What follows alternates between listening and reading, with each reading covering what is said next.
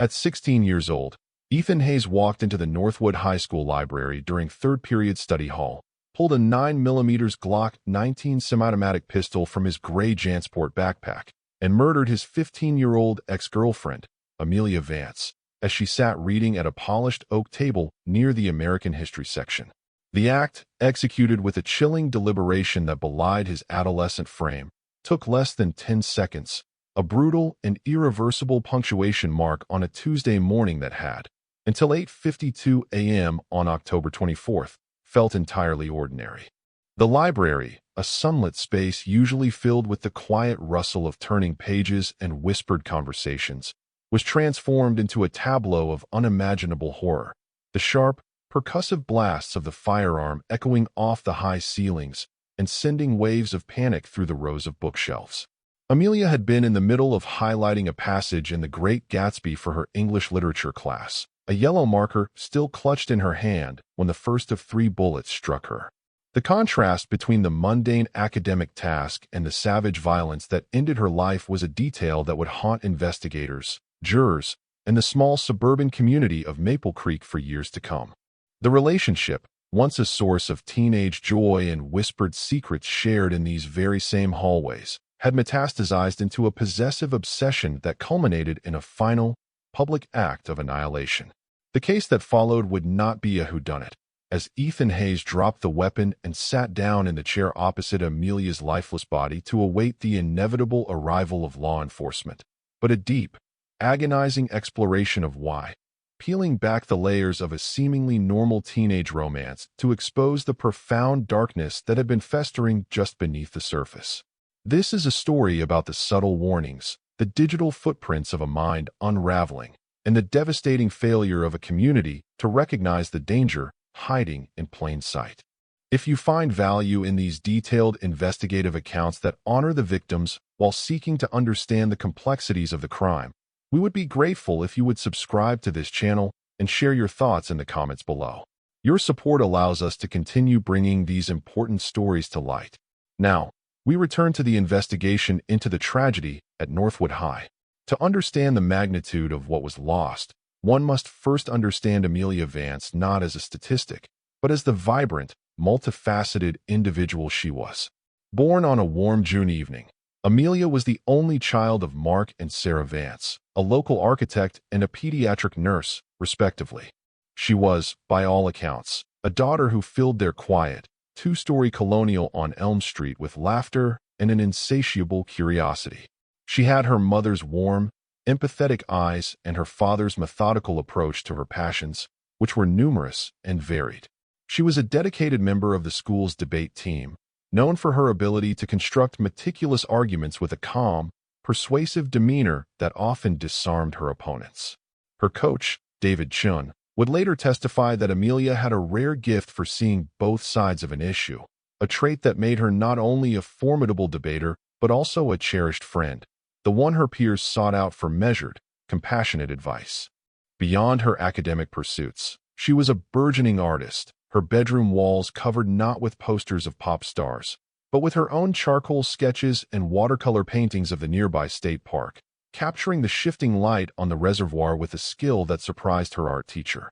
She had been saving money from her part-time job at a local ice cream parlor, The Scoop, to buy a professional-grade digital camera, dreaming of studying photojournalism at Northwestern University. Her digital footprint, later scrutinized by detectives, painted a picture of a girl on the cusp of a brilliant future.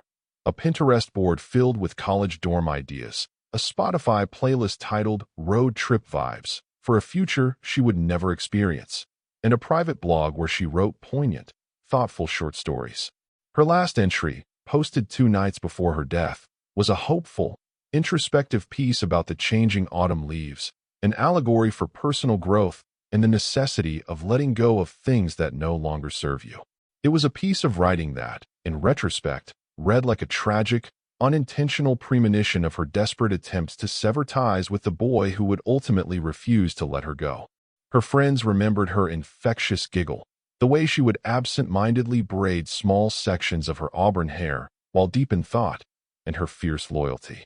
They also remembered the subtle, darkening shift in her demeanor during the final months of her relationship with Ethan Hayes. The relationship began, as many do, in the hopeful glow of a new school year. Ethan, a transfer student who had arrived in Maple Creek over the summer, was initially seen as quiet and intense, with a sharp intelligence that was both intriguing and slightly intimidating. He and Amelia met in an advanced placement chemistry class, bonding over a difficult lab assignment involving titration. He was charming, attentive, and seemingly devoted. For the first few months, their digital communications, later recovered from their phones by the state's cybercrimes unit, were a flurry of typical teenage affection, heart emojis, late-night FaceTime calls, and plans for weekend movie dates. But investigators, meticulously charting the evolution of their nearly 11-month relationship, identified a turning point approximately 6 months in. The tone of Ethan's messages began to shift from affectionate to demanding. "Where are you? Who are you with?" he would text, his inquiries arriving in rapid succession if Amelia didn't respond within minutes. He began to critique her friendships, isolating her from the group she had known since elementary school, suggesting they didn't truly appreciate her the way he did. He insisted on having the passwords to her social media accounts, framing it as a matter of total transparency and trust. Friends would later report to police that Amelia started to withdraw, making excuses to avoid social gatherings if Ethan wasn't invited or disapproved of who would be there. The vibrant girl who loved debate began to speak with a new, uncharacteristic hesitancy.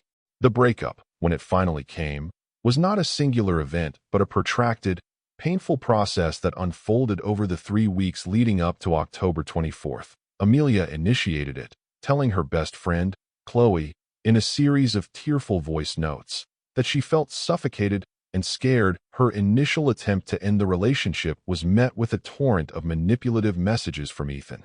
"I can't live without you," he wrote in one text, timestamped at 2:14 a.m. "You're my everything. If you leave me, you're destroying my life." When that failed to sway her, his tone turned menacing. "You'll regret this, Amelia. You have no idea what you're doing," read another. He began appearing unexpectedly, outside her job at the ice cream parlor, in the parking lot of the grocery store where her family shopped, and near her house on Elm Street.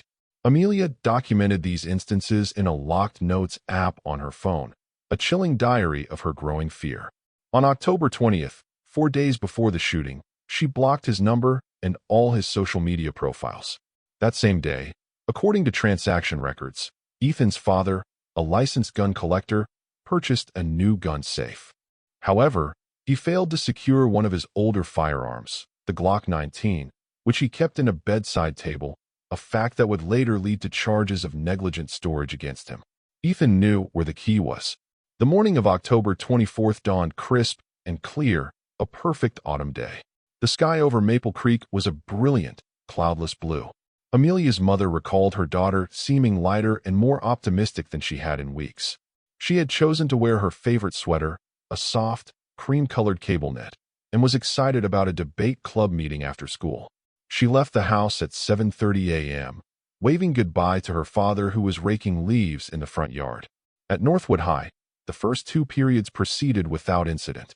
Amelia attended her AP chemistry class, the same class where she had met Ethan, and then her Spanish 3 class. Ethan was absent from chemistry, an anomaly for a student with near-perfect attendance. At 8:45 a.m., the bell rang for 3rd period.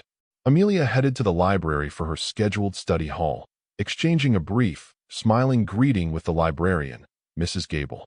She settled at her preferred table in the back, a spot that offered a quiet corner and a good view of the changing leaves through the large arched windows. She pulled out her copy of The Great Gatsby and her highlighter, a picture of studious normalcy. At approximately 8:50 a.m., school security cameras captured Ethan Hayes entering the library. He was not scheduled to be there. His study hall was in a different part of the building. He walked with a steady, unhurried pace, his gray backpack slung over one shoulder. His expression, as seen in the grainy footage, was placid, almost blank. Mrs. Gable, busy checking in a stack of returned books, barely registered his presence. He navigated the rows of shelves directly to Amelia's table. Witness statements from the dozen other students present were largely consistent. He said nothing. He simply stood over her, and for a brief, terrible moment. She looked up at him, her expression shifting from surprise to confusion, and then to a dawning, mortal terror. Before she could speak or stand, he reached into his backpack. The first shot was deafening, a concussive boom that shattered the room's tranquility. It was followed by two more in quick succession. Chaos erupted. Students screamed and dove under tables, their books and laptops clattering to the floor. Mrs. Gable, reacting on instinct, hit the panic button under her desk that alerted the main office and triggered a school-wide lockdown.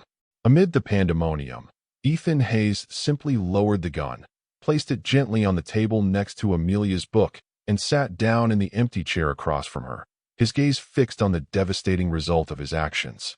When Officer David Rosales of the Maple Creek Police Department, the school's resource officer, burst into the library less than 90 seconds later, his own weapon drawn, he found a scene of surreal stillness amidst the lingering scent of gunpowder.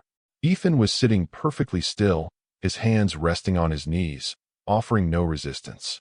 He looked up at the officer and said, in a voice devoid of any emotion, "It's over now." The investigation that followed was a masterclass in modern police work, combining traditional detective methods with sophisticated digital forensics. Detective Frank Miller, a 20-year veteran of the force, led the case. The crime scene in the library was meticulously processed. Forensics teams recovered 3 9mm shell casings, cataloged the trajectory of the bullets, and documented the positions of every item on the table, including Amelia's open textbook, spattered with her blood. The Glock 19 was secured, its serial number traced back to Ethan's father within hours. The most crucial evidence, however, was digital.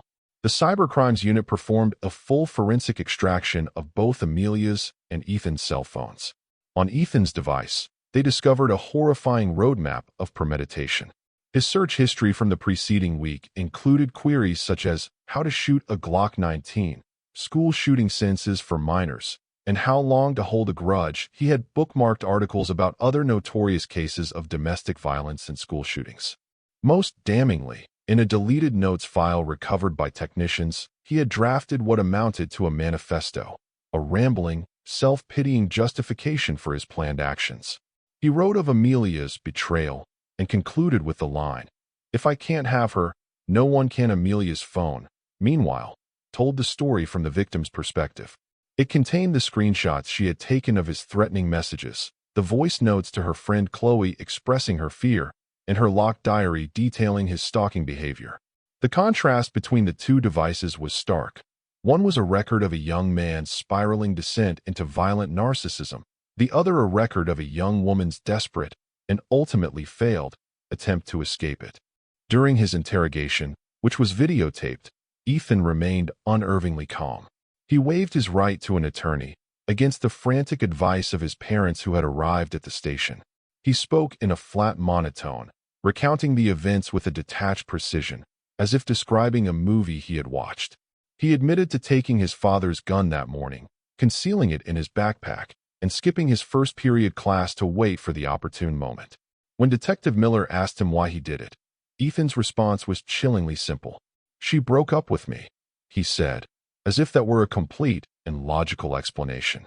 He expressed no remorse, shed no tears, and showed no comprehension of the gravity of his actions or the life he had extinguished. The legal battle began almost immediately. Given the severity of the crime and the clear evidence of premeditation, the district attorney's office announced its intention to try Ethan Hayes as an adult. His defense team, a pair of high-profile attorneys hired by his family, fought the motion fiercely, arguing that his adolescent brain was not fully developed and that he was a troubled child who could be rehabilitated within the juvenile system. They commissioned a psychological evaluation which suggested he suffered from narcissistic personality disorder and severe emotional disturbance. The prosecution countered with their own expert, a forensic psychiatrist who testified that while Ethan may have a personality disorder, he understood the difference between right and wrong and was fully aware of the consequences of his actions. After a week of contentious hearings, Judge Eleanor Friedman ruled in favor of the prosecution. Ethan Hayes, 16 years old, would face a jury as an adult, charged with first-degree murder. The trial lasted for 3 weeks and captivated the region. The prosecution, led by Assistant District Attorney Maria Flores, presented a methodical, evidence-heavy case. They walked the jury through the timeline of the relationship, using the text messages and social media posts to illustrate Ethan's escalating possessiveness. They played the school's security camera footage, showing his calm, deliberate walk into the library. They put Amelia's friends on the stand, who tearfully recounted her growing fear. The forensic experts testified about the ballistics and the digital evidence. The cornerstone of their case was the element of premeditation. They pointed to the internet searches, the stolen gun, and the manifesto as irrefutable proof that this was not a spontaneous act of passion, but a calculated execution. The defense, limited by their client's confession and the overwhelming physical evidence, attempted to mount a defense of diminished capacity. They argued that Ethan's untreated mental health issues, combined with the emotional turmoil of the breakup, created a perfect storm that led to a psychotic break. They portrayed him as a victim of his own broken mind, a boy who needed treatment, not a life sentence. Ethan himself did not take the stand. He sat at the defense table each day, dressed in a suit that seemed too large for his frame, his expression unreadable. The jury deliberated for less than 4 hours. The foreman, a middle-aged woman with tears in her eyes, read the verdict. Guilty of murder in the first degree. A wave of relief and quiet sobs swept through the section of the courtroom occupied by Amelia Vance's family and friends. The sentencing hearing was held 1 month later. It was here that the full weight of the tragedy was articulated.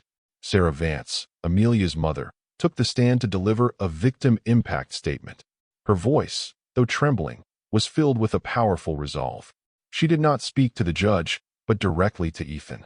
"You did not just take our daughter," she said, her eyes locked on his. "You took every birthday she would have celebrated, the graduation she worked so hard for, the career she dreamed of, the family she might have had. You took the sound of her laughter from our home. You took everything."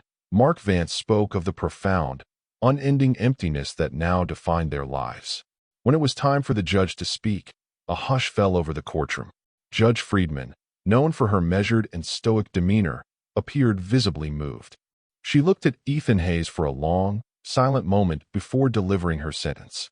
"Mr. Hayes," she began, her voice ringing with authority and sorrow, "you have shown a complete and terrifying absence of remorse, empathy, or humanity.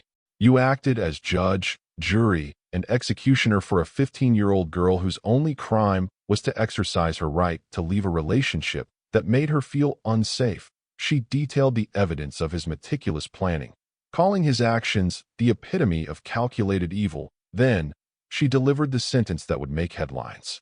"This court cannot and will not risk you ever having the opportunity to inflict such pain on another human being.